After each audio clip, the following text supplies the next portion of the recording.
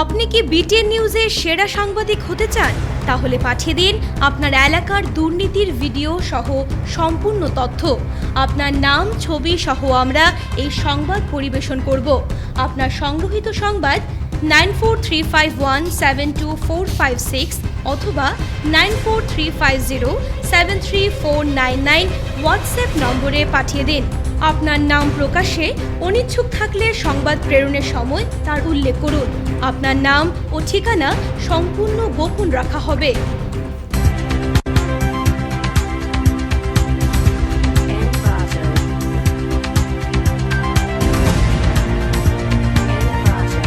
নমস্কার, বিটিএন সংবাদে আপনাদের স্বাগত। রয়েছে আমি মানসী। প্রথমে দেখে নিচ্ছি আজকের সংবাদ শিরোনাম। কনের বাড়িতে আসলেও বিয়ের পিড়িতে বসেননি বর, চাঞ্চল্য লক্ষ্মীপুরে। নাগা উগ্রপন্থী সংগঠনের 3 সদস্যকে আটক করল কাছাড় পুলিশ। বড়াইল অভয়ারণ্যে সংগঠিত গাছ কেলেঙ্কারি তদন্তে শিলচরে সিএম ভিজিলেন্স। চেঙ্কুরি রোডের বেহাল সড়ক সংস্কারের দাবিতে সড়ক অবরোধ করলেন মহিলারা। শিলচরে সিটুর বিশাল শ্রমিক সমাবেশ, কেন্দ্র ও রাজ্য সরকারের বিরুদ্ধে ক্ষোভ। Theatre actors life. কোথায় কত সময় কি খেতে হয় ঠিক থাকে না। অ্যালটক্সের সিরাপ, যা অন্য লিভার টনিকে পাওয়া যায় না। আয়ুর্বেদে উল্লেখিত উপাদান যেমন মিল্ক থেসেল, শতমূল, শিকড়ি, ড্যান্টেলিয়ান, মকা এবং পূর্ণনবা সমৃদ্ধ অ্যালটক্সের সিরাপ আমার লিভারকে সময় মতো ডিটক্সিফাই করে এবং আমার লিভারকে করে রাখে শক্তিশালী। এটা সম্পূর্ণ sugar free. Healthy liver, healthy life. অ্যালটক্সের সিরাপ, जो पिएगा वो जिएगा। এবারে আসছি বিস্তারিত খবরে। লক্ষ্মীপুরে কনের বাড়িতে আসলেও বিয়ের পিড়িতে বসেননি বর, যৌতুক দাবি করার অভিযোগ এনে মামলা কনে পক্ষের। লগ্ন ভ্রষ্ট হওয়ার ঘটনাকে কেন্দ্র করে বিয়ে করতে অস্বীকার করার ঘটনায় লক্ষ্মীপুরে চাঞ্চল্য দেখা দিয়েছে। বরপক্ষের বিরুদ্ধে যৌতুক চাওয়ার অভিযোগ এনে মামলা করলেন কনে পক্ষ। বরের বাড়ি কলকাতায় আর কনের বাড়ি লক্ষ্মীপুরে। কর্মসূত্রে বরকনে ইউকেতে থাকতেন, দুজনেই সফটওয়্যার ইঞ্জিনিয়ার। সেখান থেকেই পরিচিতি, প্রেম আর পরে বিয়ে। তবে এই বিয়ে আর হয়নি। জানা গেছে 15 ডিসেম্বর বিয়ের দিন ধার্য ছিল লক্ষ্মীপুরে। সেই হিসেবে বরপক্ষ কলকাতা থেকে ছুটে আসেন। সন্ধে 5:30টায় লগ্ন ছিল, কিন্তু কোনো কারণবশত লগ্ন মতে বিয়ে হয়নি। পরে আবার লগ্ন নির্ধারিত ছিল রাত 11:30টায়, সেই সময়ও বিয়ে হয়নি। এতে বরপক্ষ বিয়েতে রাজি হয়নি। শুরু হয় উত্তেজনাপূর্ণ পরিস্থিতি। শেষে ছুটে আসে পুলিশ। বরসহ বরপক্ষের অন্যান্যদের রাতভর থানায় নিয়ে আটকে রাখে পুলিশ। পরে অবশ্য জামিনে মুক্ত হন তারা। এদিকে কনের পরিবারের তরফে যৌতুক চাওয়ার অভিযোগ এনে মামলা দায়ের করা হয়েছে। এই ঘটনায় চাঞ্চল্য দেখা দিয়েছে লক্ষ্মীপুরে। দেজ হোটেলে রয়েছে। এখান থেকে পরে বিকালবেলাতে তারা এখান থেকে আইসে আমার পরে এখানে আমার পরেই তারা নামার পরেই মানে তারা একটাই আওয়াজ আসছিল যে বিয়েটা তাড়াতাড়ি বিয়েটা দিয়ে দিন এরকম তারা বলছে, হ্যাঁ 8টার ভিতরে দিয়ে দিন। এইভাবে করতে করতে তারা ঢুকছে। ঢুকার পরে বুঝছে যখন তখন আমরা ন্যাচারালি অতিথি আইছে, তারা চাটা পান করতে মানে ইয়ে করতে বলছে। তারা বলছে না খেয়ে আমরা বিয়ার পরে খাবো। তো এই বিয়ার পরে খাবো হওয়ার পরেও তারা মানে খালি বিয়ার প্রতি তাকদার দিয়েছে যে লগ্ন আমরা অনেকটা লগ্ন আছে, আমরা লগ্ন আছে হাতে, কোনো অসুবিধা নাই। বলে না 8টার ভিতরে দিতে হবে, 8টা 8:30 না কত এটার ভিতরে। তো যে এইটা আস্তে আস্তে ইয়ে তারপরে বলে খালি একটু পরে কইতে বিয়াটা দিয়ে দিন। আমরা খাওয়া দাওয়া করুন, সব কিছু করুন। বলে না আমরা বিয়ার পরেই খাবো না, কিছু খাবো না। হ্যাঁ আমরা বিয়া দিবেন, আমরা হোটেলে চলে যাবো, হোটেলে গিয়ে আমরা খাওয়া। এইরকম করতে করতে আমরা মানে না পরিস্থিতিটা খারাপ হইতেছে। বিয়া বাড়িতে মনে প্রচুর লোকজন, আর সবাই একটু ফিল করতেছে এটা হইতেছে না হইতেছে। তো তারা ওইখানে আমরা যেখানে বয়স এখানে এই রুমে আমিও রয়েছি, তারপরে তারা তো বারবার অন্যরকম কথাবার্তা কইতেছে।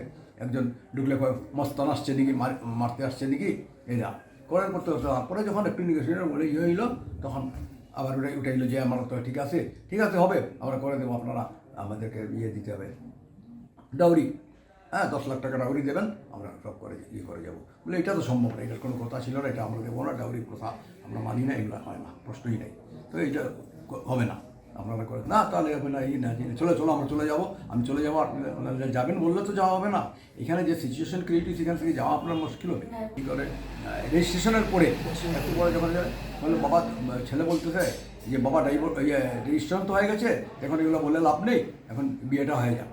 তখন বাবা কইছে যে রেজিস্ট্রেশন হলে কী হবে, ডাইভোর্স হয়ে যাবে। ওই ডাইভোর্সের কথাটা শোনার পরে মানে এই উত্তেজনাটা বাড়তেছে মনে দেখি কথা, এটা নিয়ে আপনার কথা কাটাকাটি সেই ঠিক আছে। হ্যাঁ, তারপরে এইগুলো তারা আবার গেল গিয়ে রুমের ভিতরে গিয়ে বুঝল টুইল, কোনো কিছু না, কোনো ইয়ে করতেছে না। মেয়ের সাথে আলাপ করলো, মেয়ের মার সাথে আলাপ করলো, তবু কোনো সলিউশন আইতেছে না। আমরা বিয়েটা সুন্দরভাবেও ভালোভাবেও আপনার হয়ে যায়। মানে এখন যদি এখানে কইছে বিয়ার আগেই কইতেছে ডাইভোর্সের কথা আই গেছে, আমি বারবার ছেলের আমার এই কথা কি বললেন আপনি? এটা ম্যাচিউর মানুষের কথা না। আপনার মেয়ের কি বিয়া দিতেন এরপরে? আপনারা আমার একটা ছেলে বাড়িতে এসে যদি আপনার মেয়েকে বলতে ডাইভোর্স দিয়ে দেবো, তো আপনার মেয়েকে আপনি দিতেন দিতেন না নিশ্চয়ই না। এটা তো এটা স্লিপ অফ টাং। আমি বলি স্লিপ অফ টাং হলে কি এই ধরনের কথা বলেন নাকি? বারবার কই যায় স্লিপ অফ টাং হয়ে গেছে, আমি মাপ চেয়ে নেবেন না, তবু বিয়েটা দিয়ে দিই। বলি রে, আবার বারবার আপনি ঘুরে একই কথা বলছেন। কর্ডিয়াল রিলেশনটা গ্রো করুন আপনি। নাগা উগ্রপন্থী সংগঠনের 3 সদস্যকে আটক করল কাছাড় পুলিশ, চলছে জোর জিজ্ঞাসাবাদ। কাছাড় পুলিশ ও 39 নম্বর আসাম রাইফেলসের যৌথভাবে অভিযান চালিয়ে এনএনসি 3 ক্যাডারকে আটক করেছে। গোপন তথ্যের ভিত্তিতে গভীর রাতে শিলচর থেকে 60 কিলোমিটার দূরে অসম মণিপুর সীমান্তের জিরিঘাট থানার অধীন ক্রৌলং গ্রামে কাছাড় পুলিশ ও আসাম রাইফেলস অভিযান চালায়। অভিযানে নেমে 3 এনএনসি সক্রিয় ক্যাডারকে গ্রেফতার করতে সক্ষম হয়েছে পুলিশ। পুরো অভিযান নিয়ে সোমবার শিলচরে এক সাংবাদিক সম্মেলনে কাছাড়ের পুলিশ সুপার নোমাল মাহাতো বিস্তারিত তুলে ধরেন। তিনি বলেন, তাদের জিজ্ঞাসাবাদের পর আদালতে হাজির করে 10 দিনের জন্য পুলিশ হেফাজতে আনার আবেদন জানানো হয়েছে। গ্রেফতারকৃত জঙ্গি সদস্যরা হলেন জেরিঘাটের চামটিলার পাউনিং রংমাই ও দ্বিতীয় ওরাং রংমাই। অপরজন জেরিঘাটের নামদাইলংয়ের নামজাউরেং গ্যাংমেই। পুলিশ সুপার জানান, গত 12 ডিসেম্বর অসম মণিপুর সীমান্তের নামদাইলং গ্রামে গুলিতে নিহত এনএনসির উচ্চ পদমর্যাদার ক্যাডার গাইডিন চুংপাও রংমাই হত্যাকাণ্ডের সঙ্গে এই জঙ্গিরা জড়িত বলে সন্দেহ করা হচ্ছে। যোৱা 12 ডিচেম্বৰ তাৰিখে জিৰিঘাট থানাৰ অন্তৰ্গত নামদাইলং গাঁৱত এটা হত্যাৰ ঘটনা হৈছিলে আৰু যিজনক হত্যা কৰা হৈছিলে তেওঁ আছিলে এনএনচি কেডাৰ, মানে নাগা নেশ্যনেল কাউন্সিলৰ কেডাৰ। তেওঁৰ নাম আছিলে গাইডিং চাওপাও ৰংমাই আৰু তেখেতে এটা সেলফ ষ্টাইল, তেওঁ এটা মৈদান পিঅ' বা তেওঁ এজন ছিনিয়ৰ কেডাৰ আছিলে। তেওঁক হত্যা কৰা হৈছিলে আৰু হত্যা কৰাৰ পিছতে আমি সেই সমগ্ৰ অঞ্চলটোত আমাৰ অভিযান তীব্ৰতৰ কৰি তুলিছিলোঁ। আৰু সেই অভিযান কালত পৰহি নিশা এটা আমি বিশেষ ইনপুট লাভ কৰিছিলোঁ। বড়াইল অভয়ারণ্যে সংগঠিত গাছ কেলেঙ্কারির তদন্তে শিলচরে ডিএফও কার্যালয়ে সিএম ভিজিলেন্সের অভিযান। কাছাড় জেলার বন আধিকারিকের কার্যালয়ে সিএম ভিজিলেন্সের হানা। বড়াইল অভয়ারণ্যে সংগঠিত গাছ কেলেঙ্কারি তদন্ত করতে ডিএফও কার্যালয়ে হানা সিএম ভিজিলেন্সের। কার্যালয়ে কর্মরত বেশ কয়েকজন কর্মচারী ও আধিকারিককে দীর্ঘক্ষণ জেরা করে তদন্তকারী দলটি। উল্লেখ্য, 2018 সালে কাছাড়ের উধারবন্দ রেঞ্জের অধীনস্থ বড়াইল অভয়ারণ্যে সংগঠিত হয়েছে বৃহৎ গাছ কেলেঙ্কারি। অভিযোগ মতে ওই সময় 11,244টি গাছ কাটা হয়েছিল, কিন্তু নিলামের সময় এই সংখ্যার থেকে বহু গাছ গায়েব ছিল। বৃহৎ এই গাছ কেলেঙ্কারিতে শেষ পর্যন্ত তদন্তে নেমেছে সিএম ভিজিলেন্স। কাছাড় জেলার তৎকালীন ডিএফও সানিদেও চৌধুরীর আমলে বৃহৎ এই দুর্নীতি হয়েছিল। বেহাল রাস্তা মেরামত ও জল নিষ্কাশনের দাবিতে শিলচর ভকতপুর চেঙ্কুরি রোডে সড়ক অবরোধ করে প্রতিবাদ স্থানীয়দের। বেহাল রাস্তা মেরামত ও জল নিষ্কাশনের দাবিতে শিলচর ভকতপুর চেঙ্কুরি রোডে স্থানীয় জনগণরা সোমবার সকাল থেকে রাস্তা অবরোধ করে প্রতিবাদ সাব্যস্ত করেন। স্থানীয় জনগণরা বলেন, শিলচর ভকতপুর চেঙ্কুরি রোডের রাস্তা দীর্ঘদিন থেকে বেহাল। রাস্তার মধ্যে প্রায় সময় জল জমা হয়ে থাকে। এর কারণে স্থানীয় লোকসহ স্কুলের ছাত্রছাত্রীদের যাতায়াত করতে অনেক অসুবিধার সম্মুখীন হতে হয়। রাস্তায় জমা জল থাকার কারণে গাড়ি চালক, পথচারী সহ স্কুল ছাত্রছাত্রীরা প্রাণের ঝুঁকি নিয়ে দিনরাত চলাফেরা করছেন।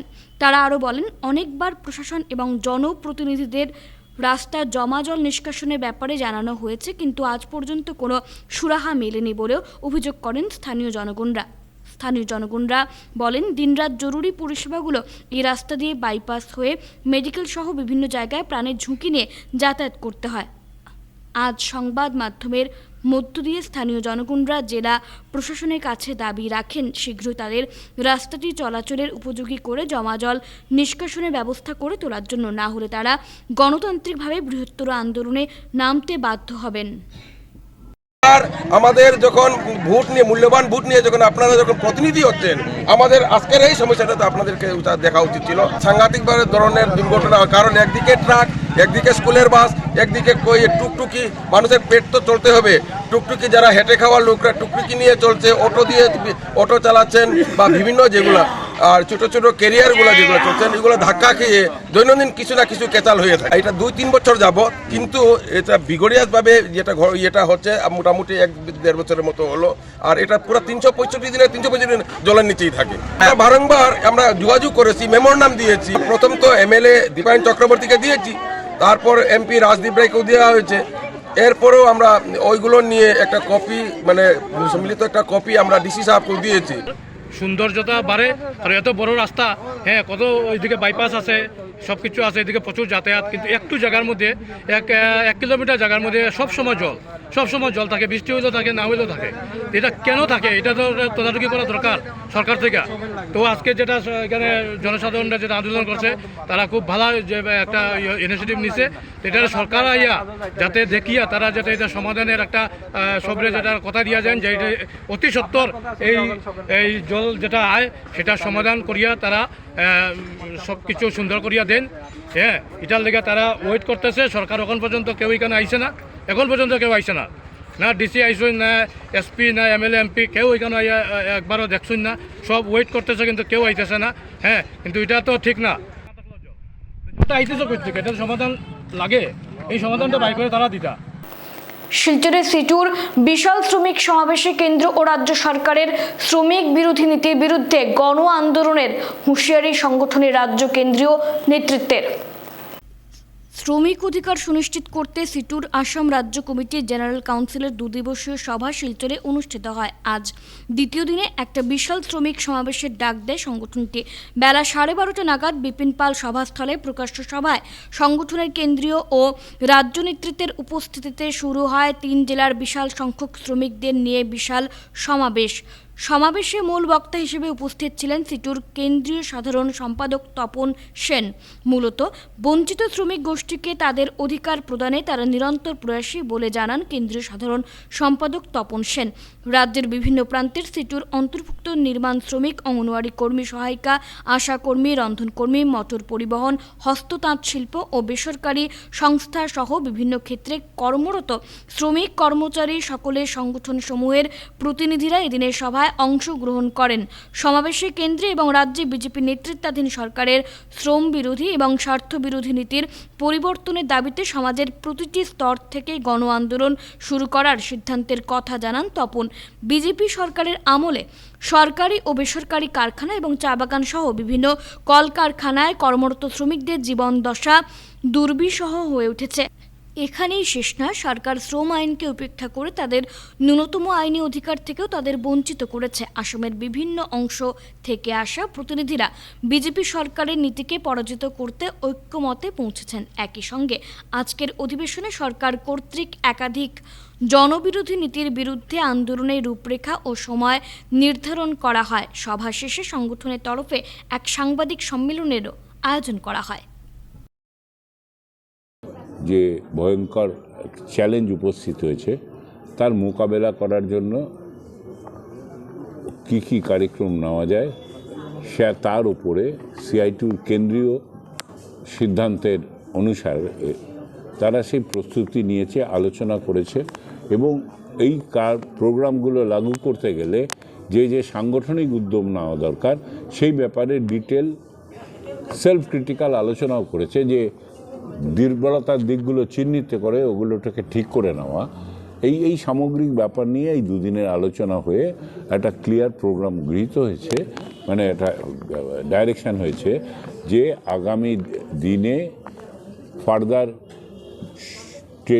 জয়েন্ট ট্রেড ইউনিয়ন প্ল্যাটফর্ম এবং জয়েন্ট পেজেন্টস প্ল্যাটফর্ম তারা মিলে ফার্দার অ্যাকশানের প্রোগ্রাম নেবে জাতীয় স্তরে। পরিয়ালের সঙ্গে কথা বলবো। আমাদের আসামে যতগুলো শ্রমিক আছে, এন্টায়ার আসামে যে 92 লাখ শ্রমিক আছে, তার মধ্যে আমরা টার্গেট নিয়েছি মিনিমাম 5 লক্ষ শ্রমিকদের পরিয়ালের ঘরে ঘরে যাওয়ার একটা পরিকল্পনা নিয়েছি। এই পরিকল্পনা নিয়ে ওদের ঘরে ঘরে যাব, গ্রামে গ্রামে যাব। এই পরিকল্পনা নিয়ে আমরা 9 ফেব্রুয়ারি তারিখে বিক্ষোভ করব। আর তার উপরেও আমরা বরাক উপত্যকার উন্নয়নের জন্য বিশেষ করে দলুবাগানের মাটি আর দলুবাগানের শ্রমিকদের মজুরির অধিকার রক্ষা করার জন্য প্রস্তাব নিয়েছি। এখানে বাগানের শ্রমিককে উৎখাত করে এয়ারপোর্ট গঠনের আমরা সাপোর্ট করতে পারছি না। এয়ারপোর্ট গঠন হোক, আমি এয়ারপোর্টের সমর্থন, কিন্তু বাগানের শ্রমিকদেরকে উচ্ছেদ করে হবে না। বাগানের শ্রমিকদের জমি আর মজুরির অধিকার রক্ষা করে এয়ারপোর্ট এখানে হোক, এয়ারপোর্ট অত্যাধুনিক এয়ারপোর্ট হোক, বরাকের উপত্যকার সর্বাঙ্গীন উন্নয়ন হোক, তাতে আমাদের কোনো বিরোধ নেই। ইংরেজি নতুন বছরের প্রথম দিন থেকে কেন্দ্রীয় সরকারের বিরুদ্ধে অনির্দিষ্টকালীন রেশন বন্ধ কর্মসূচি সারা ভারত সুলভ মূল্য ব্যবসায়ী ফেডারেশন ও সারা আসাম সুলভ মূল্য ব্যবসায়ী সংস্থার। সারা ভারত সুলভ মূল্য ব্যবসায়ী ফেডারেশনের আহ্বানে ও সারা আসাম সুলভ মূল্য ব্যবসায়ী সংস্থার সহযোগিতায় আগামী 1 জানুয়ারি থেকে কেন্দ্রীয় সরকারের বিরুদ্ধে অনির্দিষ্টকালীন রেশন বন্ধ কর্মসূচি হাতে নেওয়া হয়েছে। সোমবার এ নিয়ে অ্যাসোসিয়েশনের উদ্যোগে বন্ধকে সফল করতে শিলচর রংপুরে এক বিশাল সভা অনুষ্ঠিত হয়। বরাক উপত্যকায় 3 জেলার প্রতিনিধি নিয়ে এদিনের সভায় উপস্থিত ছিলেন সহস্রাধিক ডিলার। এদিনের সভায় বন্ধকে সফল করে তোলার লক্ষ্যে একাধিক সিদ্ধান্ত নেওয়া হয়। তৎসঙ্গে 1 জানুয়ারি থেকে কোঅপারেটিভ ডিলার কিংবা শহরের হোলসেল ডিলাররা কোঅপারেটিভ প্রদত্ত কোনো প্রকার রেশন সামগ্রী তুলবেন না, এমনটাও সিদ্ধান্ত নেওয়া হয় এবং একই সঙ্গে মেমো ব্যতীত রেশন সামগ্রী বন্টন বয়কট করারও সিদ্ধান্ত নেওয়া হয়। যতক্ষণ না তাদের ন্যায্য দাবি সরকার মেনে নেবে না, ততক্ষণ তাদের এমন কর্মবিরতি আন্দোলন চলবে বলে এদিন কড়া ভাষায় জানিয়ে দেন আয়োজক সংগঠনের নেতৃবৃন্দরা। তাদের দাবির মধ্যে রয়েছে কোঅপারেটিভ এজেন্টদের 4র্থ শ্রেণীর কর্মচারীদের সমমর্যাদা প্রদান, মেডিকেল সুবিধা প্রদান ছাড়া আরও 16টি দাবি রয়েছে। ইতিমধ্যে কেন্দ্রীয় সরকারের কাছে সেসব দাবি পেশ করা হয়েছে। যতক্ষণ না ওইসব দাবি সরকার মেনে নেবে, ততক্ষণ তারা তাদের কর্মবিরতি কর্মসূচিতে অবিচল থাকবেন বলে হুঁশিয়ারি দেন। কিভাবে বন্ধ পালিত করব সেই সম্বন্ধে আলোচনা করে সিদ্ধান্ত গ্রহণ করা হয়। আমরা কোনো এজেন্ট কোঅপারেটিভের হোক বা শিলচর হোলসেল কোঅপারেটিভের হোক, আমরা মেমো কাটব না, মাল লিফটিং করব না এবং বিতরণ করব না। আমাদের সরকারের প্রতি দাবি, আমাদের কমপক্ষে সরকারি 4র্থ শ্রেণীর কর্মচারীর বেতনের সমমূল্য পরিমাণ বেতন দেওয়া হোক, আমাদের মেডিকেল ফ্যাসিলিটি দেওয়া হোক, আমাদের ভবিষ্যৎ নিশ্চয়তা দেওয়া হোক এবং এছাড়াও আমাদের আরও 16টি দাবি রয়েছে, যেটা অল ইন্ডিয়া ফেয়ার প্রাইস ফেডারেশনের পক্ষ থেকে কেন্দ্রীয় সরকারের কাছে তুলে ধরা হয়েছে। করিমগঞ্জের মালেগড় পাহাড়ে রাজকীয় মর্যাদায় সিপাহী বিদ্রোহের শহীদদের শ্রদ্ধা জ্ঞাপন। করিমগঞ্জের মালেগড় পাহাড়ে রাজকীয় মর্যাদায় সিপাহী বিদ্রোহের শহীদদের শ্রদ্ধা জানানো হয়। করিমগঞ্জ ভারত বাংলাদেশ সীমান্তে লাগোয়া মালেগড় পাহাড়ে আজ 18 ডিসেম্বর সিপাহী বিদ্রোহের শহীদদের স্মরণ করা হয়। জেলা প্রশাসন, বিভিন্ন সংস্থা ও সীমান্তরক্ষী বাহিনীর সদস্যরা শ্রদ্ধা জানান। এবছর সিপাহী বিদ্রোহের 165তম বার্ষিকী অনুষ্ঠানে শহীদ স্মৃতিসৌধে পুষ্পস্তবক অর্পণ সহ সীমান্তরক্ষী বাহিনী বিএসএফ গার্ড অফ অনার প্রদান করে। 1857 সালে সিপাহী বিদ্রোহের স্মৃতি বিজড়িত স্থান করিমগঞ্জ জেলার লাতুর মালেগড় পাহাড়। 1857 সালের সিপাহী বিদ্রোহের শহীদদের একটি স্মৃতিসৌধও রয়েছে এখানে। ব্রিটিশ সেনার সঙ্গে তুমুল যুদ্ধে 2 ব্রিটিশ সৈন্য নিহত এবং 26 জন ভারতীয় প্রাণ হারান। इन्फेंट्री रेजिमेंट जो कि पहले बैरकपुर में हुआ करती थी, उसी की 3 कंपनियां चटगांव में थी और इन तीनों कंपनियों ने जो ईस्ट इंडिया कंपनी के अधिकारी थे, जो सेना नायक थे, उनके लॉयल्टी के साथ उनके साथ लड़ी थी विद्रोह को दबाने में। इसके बावजूद भी जो ईस्ट इंडिया कंपनी के अधिकारी थे, क्योंकि उस वक्त ब्रिटिश राज नहीं हुआ करता था इंडिया में। আমি মালেগড়ত আমি উপস্থিত হৈছোঁ। আমি ইয়াতে আজি 18 ডিচেম্বৰ 1857 যেটো নাকি আমি চিপই মিউটিনিত যিখিনি আমাৰ মানে চিপই মিউটিনিৰ এজন অফশুট অফ দ্যাট আমাৰ মালেগড়ত লাটুত যিমানখিনি আমাৰ 26জন ক্ৰান্তিকাৰী শ্বহীদ হৈছিলে তেওঁলোকৰ স্মৰণ কৰিছোঁ তেওঁলোকৰ আত্মা শান্তিৰ কাৰণে আমি ওপৰৱালা ঈশ্বৰৰ ওচৰত আমি প্ৰাৰ্থনা জনাইছোঁ এবং সেইটো আমি স্মৰণ কৰাৰ কাৰণে আজি ইয়াতে উপস্থিত হৈছোঁ মই ডিচি ছাৰৰ ফালৰ এডমিনিষ্ট্ৰেশ্যনৰ ফালৰ পৰা আজি উপস্থিত হৈছোঁ তৃণমূল কংগ্রেসের নাগরিক সংবর্ধনা ও আলোচনা সভা করিমগঞ্জে বিজেপি সরকারের বিরুদ্ধে ঐক্যে ফাটল ধরিয়ে ভোট আদায়ের অভিযোগ সুস্মিতার। তৃণমূল কংগ্রেসের নাগরিক সংবর্ধনা ও আলোচনা সভা অনুষ্ঠিত হয় সীমান্ত শহর করিমগঞ্জে। এদিনের সভায় বিজেপি সরকারের বিরুদ্ধে হিন্দু মুসলমানের ঐক্যে ফাটল ধরিয়ে ভোট আদায়ের অভিযোগ প্রাক্তন রাজ্যসভা ও লোকসভার সাংসদ সুস্মিতা দেবের। এদিনে নাগরিক সংবর্ধনা ও আলোচনা সভায় আইনজীবী রশিদ আহমেদ চৌধুরী পৌরোহিত্যে অনুষ্ঠিত হয়। সভায় প্রধান অতিথি হিসেবে উপস্থিত ছিলেন প্রাক্তন রাজ্যসভা ও লোকসভার সাংসদ সুস্মিতা দেব, তৃণমূল কংগ্রেসের রাজ্য সম্পাদক বদরুল ইসলাম বড়ভূয়া সহ অন্যান্যরা। সভায় তৃণমূল কংগ্রেসের সদস্যরা বরাক উপত্যকা সহ করিমগঞ্জ জেলার বিভিন্ন সমস্যার কথা তুলে ধরে বক্তব্য রাখেন। অন্যদিকে প্রাক্তন সাংসদ সুস্মিতা দেব বক্তব্য রাখতে গিয়ে বিজেপি সরকারের কঠোর সমালোচনা করেন। সভা শেষে করিমগঞ্জ জেলার তৃণমূল কংগ্রেসের নতুন সভাপতির নাম ঘোষণা করা হয়। পরে এক সাংবাদিক সম্মেলনে প্রাক্তন সাংসদ সুস্মিতা দেব আসন্ন লোকসভা নির্বাচন সহ বরাকের কয়লা সিন্ডিকেট এবং অন্যান্য দুর্নীতির বিষয়ে প্রতিক্রিয়া ব্যক্ত করেন। আমি কিছু কথা স্পষ্ট করে বলে দিই, কারণ এখানে আজকে যারা উপস্থিত রয়েছেন এই আলোচনা সভায় সবার মনের ভিতরে নিশ্চয় আমাকে নিয়ে প্রশ্ন থাকতেই পারে যে উনি তৃণমূল করতে এসেছেন, ভবিষ্যৎটা কি, যাব কি যাব না, কেউ হয়তো অন্য দলে আছেন, কেউ হয়তো নতুন করে একটা দল করতে চাইছেন। আমি ছোট্ট করে বলছি, প্রথম কথা হলো অনেকে ভাবতে পারেন উনি তো ত্রিপুরাতে চলে গেছিলেন। ত্রিপুরাতে মমতা বন্দ্যোপাধ্যায় লড়াই করতে চেয়েছেন, আমাকে দায়িত্ব দিয়েছিলেন, আমার সঙ্গে রাজীব বন্দ্যোপাধ্যায় ইনচার্জ ছিলেন। কিন্তু ত্রিপুরাতে যে পরিস্থিতি, আমি এটা কেন বলছি এটার পরে বলবো, আমি ওইখানে গিয়ে দেখলাম যে প্রথম কথা তৃণমূল কংগ্রেসের একজন কর্মী হিসাবে হোটেলের বাইরে পাই রাখা যায় না, মারপিট হয়, পাই রাখা যায় না। একটা সভা প্রথম 6 মাস একটা সভা আমরা করতে পারিনি, একটা মিটিং আমরা করতে পারিনি। প্রথমবার যখন আমি হাতে মাইক নিলাম আমার গাড়ি ভেঙে দিয়ে আমার হাতে এখনো চোট আছে, আমার এই হাড্ডিটা ভাঙলো। 1 বছর একটা পুরো রাজ্যের মধ্যে, একটা পুরো স্টেটের মধ্যে তৃণমূল কংগ্রেসের মতো একটা বড় পার্টি, 3 বারের মুখ্যমন্ত্রী মমতা বন্দ্যোপাধ্যায়ের দল, কোনো একটা মানুষ আমাদের একটা অফিস দিল না। 1 বছর আমি অফিস খুলতে পারলাম না। বিজেপি জানে, আর হেমন্ত বিশ্ব শর্মার থেকে বেটার এটা কেউ জানে না আশা।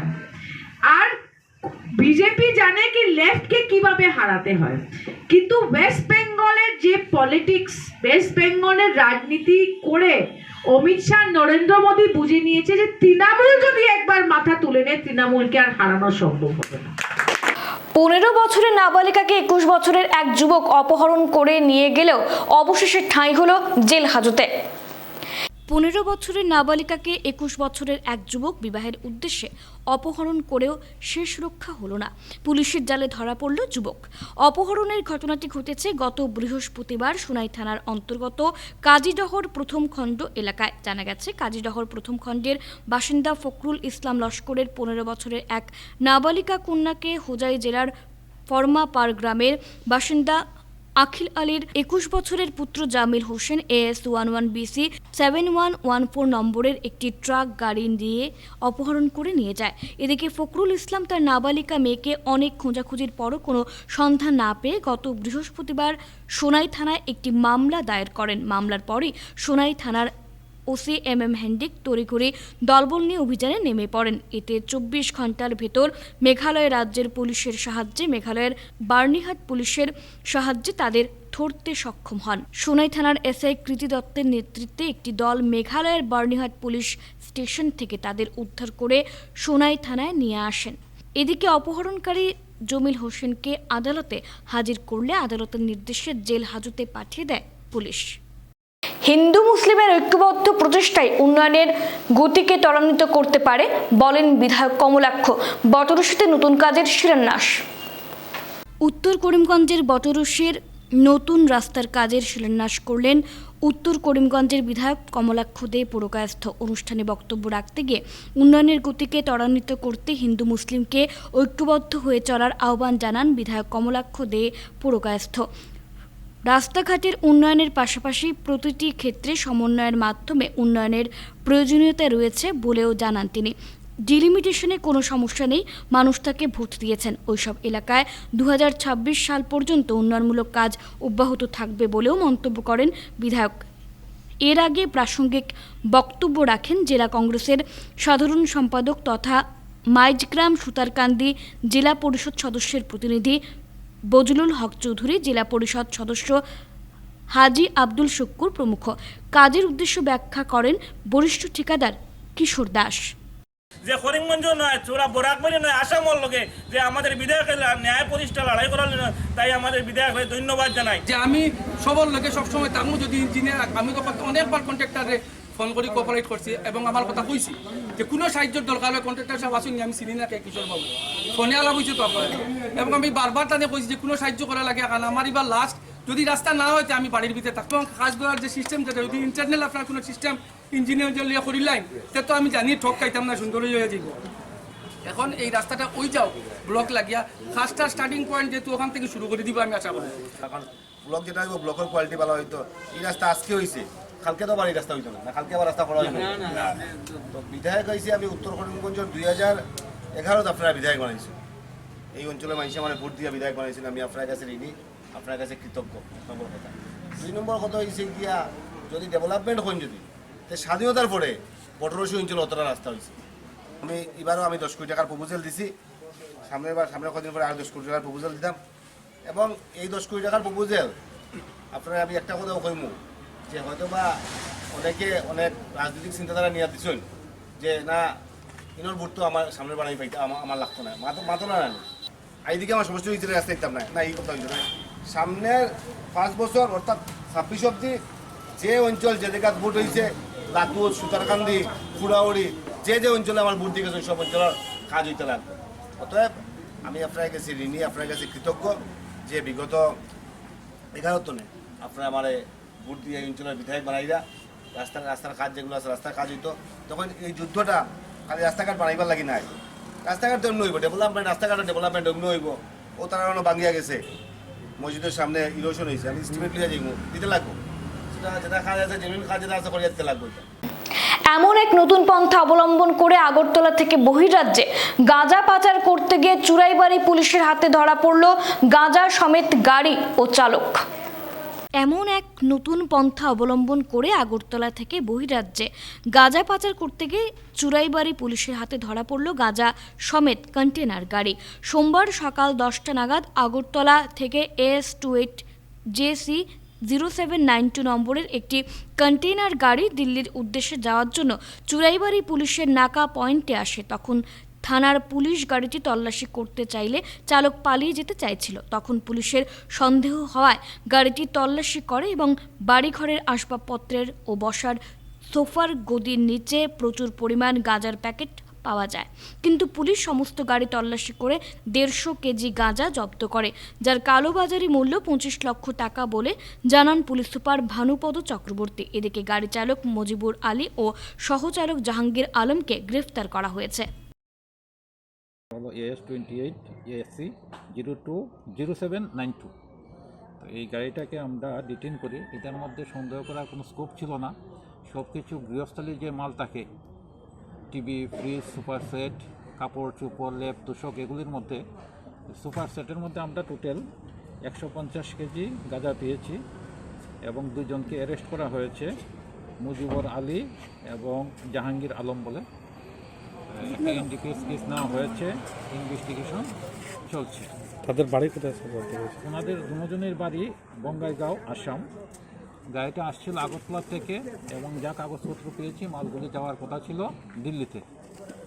আর বাজার মূল্য যেটা বলছেন, বাজার মূল্য তো হয় না, কালো বাজারের মূল্য প্রায় 25 লক্ষ টাকার মতো। আসলে এই ত্রিপুরার চোরাইবাড়ি এবং আসামের চোরাইবাড়ি দুটা যে গেটে রেগুলার আমরা চেকিং হচ্ছে এবং ধরাও পড়ছে। দুনো রাজ্যের পুলিশ মিলিতভাবে আমরা ত্রিপুরাকে এবং আসামকে নেশামুক্ত করার উদ্দেশ্য নিয়ে কাজ করছি, যাতে যুব সমাজ রক্ষা পায়। এই পাচারকারীরা তারা এখন আর কোনো স্কোপ খুঁজে পাচ্ছে না। কিছুদিন আগে আমরা ধর্মনগরে ধরেছি, যেখানের মধ্যে শরীরের মধ্যে প্যাকেট বানিয়ে নিয়ে যাচ্ছিল। তো বিভিন্ন কয়েকদিন আগে দেখলেন আপনারা মদের যে জাওয়া থাকে সেগুলির নিচে করে নিয়ে যাচ্ছিল। তার কিছুদিন আগে আমরা ধরেছি পেট্রোল ট্যাঙ্কারের মধ্যে, গ্যাসের ট্যাঙ্কারের মধ্যে। বিভিন্নভাবে তারা কৌশল চেঞ্জ করছে তাদের উদ্দেশ্যকে সফল করার জন্য। কিন্তু আমরা আমাদের যে প্রচেষ্টা ত্রিপুরাকে নেশামুক্ত করা, সেই প্রচেষ্টাকে সামনে রেখে কাজ করছি। তাদের উদ্দেশ্য ব্যর্থ হবে। Thank you. লোকসভা নির্বাচন 2024-এর কংগ্রেসের প্রার্থিত্বের দাবির আবেদনপত্র চাইলেন সূর্যকান্ত সরকার। প্রদেশ কংগ্রেসের তরফে সম্প্রতি বলা হয়েছিল, যারা আগামী বছর লোকসভা নির্বাচনে প্রতিদ্বন্দ্বিতা করতে চান তাদের 11 থেকে 19 ডিসেম্বরের মধ্যে একটি বিশেষ আবেদনপত্র জমা দিতে হবে। শিলচর লোকসভার প্রার্থী হওয়ার জন্য এবার আবেদনপত্র জমা দিলেন সূর্যকান্ত সরকার। সোমবার তিনি শিলচর জেলা কংগ্রেসের সভাপতি অভিজিৎ পালের হাতে প্রার্থিত্বের জন্য আবেদন জমা দিয়েছেন।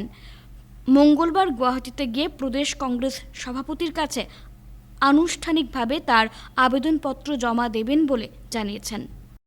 আমি ভারতীয় জাতীয় কংগ্রেসের আসন্ন লোকসভার নির্বাচনের জন্য আমি মনোনয়নের জন্য অ্যাপ্লিকেশন আজকে আমার শিলচর জেলা কংগ্রেস কমিটির মাননীয় সভাপতি শ্রী অভিজিৎ পাল সহ যারা ডিস্ট্রিক্ট কংগ্রেস কমিটির আমার শ্রদ্ধেয় নেতৃবর্গ আছেন তাদের সামনে আজকে আমি আমার দরখাস্ত জমা দিয়েছি। যদিও আমি কালকে গুয়াহাটিতে প্রদেশ কংগ্রেস কমিটির সামনে মূল কপিটা জমা করব, তো আজকের এই দিনে আমি যারা উপস্থিত আছেন আমার কংগ্রেসের কর্মকর্তাগণ তাদের কাছে আমি আশীর্বাদ এবং সহযোগিতা চাইছি। শিলচরে মঙ্গলবার থেকে থিয়েটার পরব নাট্য উৎসব শুরু হচ্ছে। গত 2 বছর দারুণ সাড়া জাগানোর পর এবার তৃতীয় বর্ষে পা রেখেছে শিলচরের থিয়েটারের পৌষ পরব। 19 থেকে 24 এবার আসর 6 দিনের। মঙ্গলবার থেকে শুরু হচ্ছে আজকের প্রজন্ম থিয়েটার ও রেস থিয়েটারের যৌথ উদ্যোগে আয়োজিত থিয়েটারের পৌষ পরব নামের নাট্য উৎসব। শিলচর গান্ধী ভবনে এই নাট্য উৎসবে সহযোগিতায় রয়েছে শিব দুর্গা ক্লাব। 2021 থেকে শুরু হওয়া এই বার্ষিক নাট্য উৎসবে এবার 3 রাজ্যের নানা প্রান্তের নাট্যদল অংশগ্রহণ করছে। প্রথম দিন জাঁকালো উদ্বোধনের পরে টানা 5 দিন রয়েছে একের পর এক 11টি নাট্য প্রযোজনা। শুধু তাই নয়, গান্ধী ভবনে পরবের মেজাজ ছড়িয়ে দিতে থাকছে গান বাজনা কমিটি। যেহেতু নাট্য উৎসবের নামের সঙ্গে পৌষ শব্দটি জুড়ে আছে, তাই পিঠেপুলির ব্যবস্থা থাকার কথাও জানিয়েছে আয়োজক কমিটি। মঙ্গলবার উদ্বোধনী পর্বে বিকেল 4টে থেকে রয়েছে নাট্য শোভাযাত্রা। এতে শহরের নাট্যকর্মীদের অংশ নেওয়ার আহ্বান জানিয়েছেন আয়োজকরা। বিকেল 5টা থেকে গান্ধী ভবন প্রেক্ষাঘরে রয়েছে আনুষ্ঠানিক উদ্বোধন। উদ্বোধক হিসেবে থাকবেন বর্ষিয়ান নাট্য ব্যক্তিত্ব বিধান চৌধুরী। এছাড়াও সম্মানিত অতিথি হিসেবে থাকবেন বিশিষ্টজনেরা।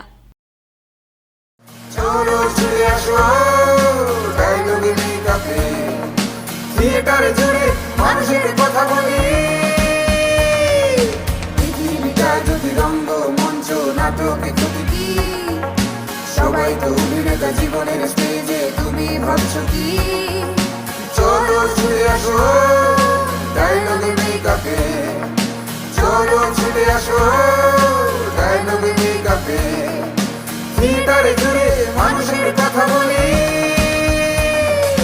চারিদিকে এক সড়ক থিয়েটারের পৌষ পরব, চারিদিকে এক সড়ক থিয়েটারের পৌষ পরব, চারিদিকে এক সড়ক থিয়েটারের পৌষ পরব।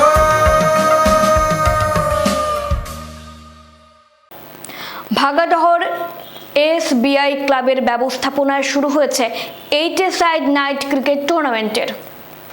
ভাগাডহর এসএসবিআই ক্লাবের ব্যবস্থাপনায় শুরু হয়েছে 8-a-side নাইট ক্রিকেট টুর্নামেন্ট। রবিবার সন্ধ্যায় খেলার উদ্বোধন হয়েছে, চলবে 1 সপ্তাহব্যাপী।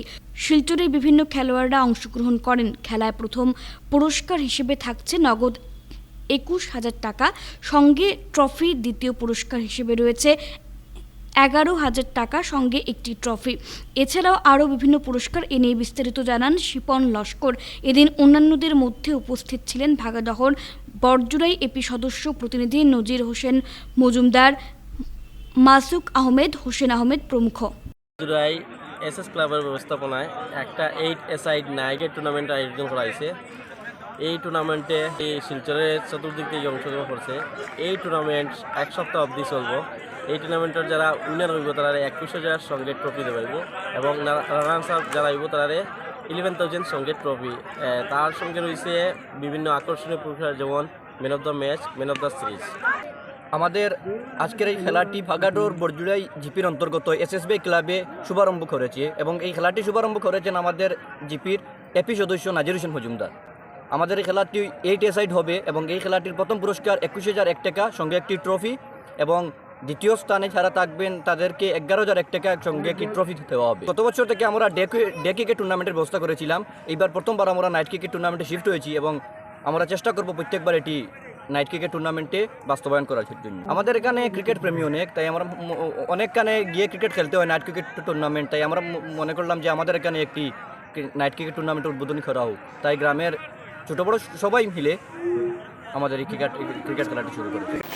শেষ করার আগে খবরের বিশেষ অংশগুলো আরও একবার। কনের বাড়িতে আসলেও বিয়ের পিড়িতে বসেননি বর, চাঞ্চল্য লক্ষ্মীপুরে। নাগা উগ্রপন্থী সংগঠনের 3 সদস্যকে আটক করল কাছাড় পুলিশ। বড়াইল অভয়ারণ্যে সংগঠিত গাছ কেলেঙ্কারির তদন্তে শিলচরে সিএম ভিজিলেন্স। চেঙ্কুরি রোডের বেহাল সড়ক সংস্কারের দাবিতে সড়ক অবরোধ করলেন মহিলারা। শিলচরে সিটুর বিশাল শ্রমিক সমাবেশ, কেন্দ্র ও রাজ্য সরকারের বিরুদ্ধে ক্ষোভ। এখনকার মতো বিটিএন সংবাদ এই পর্যন্তই। ধন্যবাদ।